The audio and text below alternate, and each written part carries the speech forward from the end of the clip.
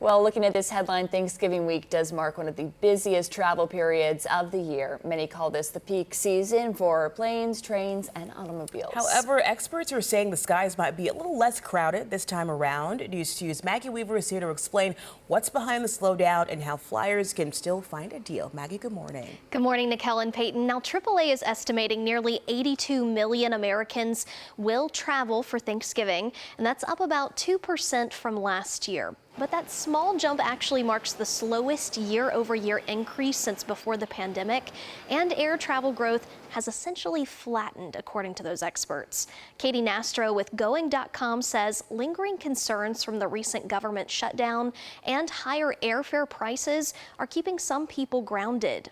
Now, instead, more travelers are turning to the roads, rails, and buses. She says that Amtrak and bus bookings are both up double digits this season. And while flight searches are down roughly 3% year over year, airfare is still averaging around $702 round trip. And that's about 6% higher than last Thanksgiving.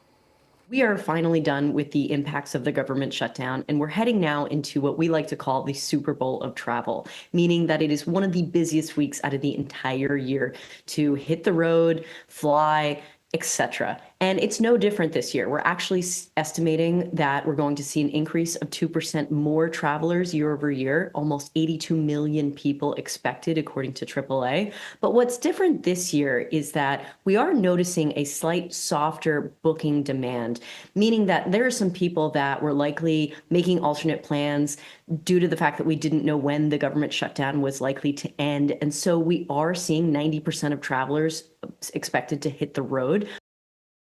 Now, experts say that softer demand could bring a few last-minute fare drops between Thanksgiving and Christmas, especially on less traditional travel days like the holiday itself.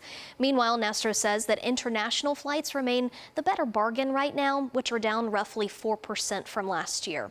Nastro adds that flying on Thanksgiving Day can actually save travelers up to 30% compared to the days before or after the holiday. Peyton.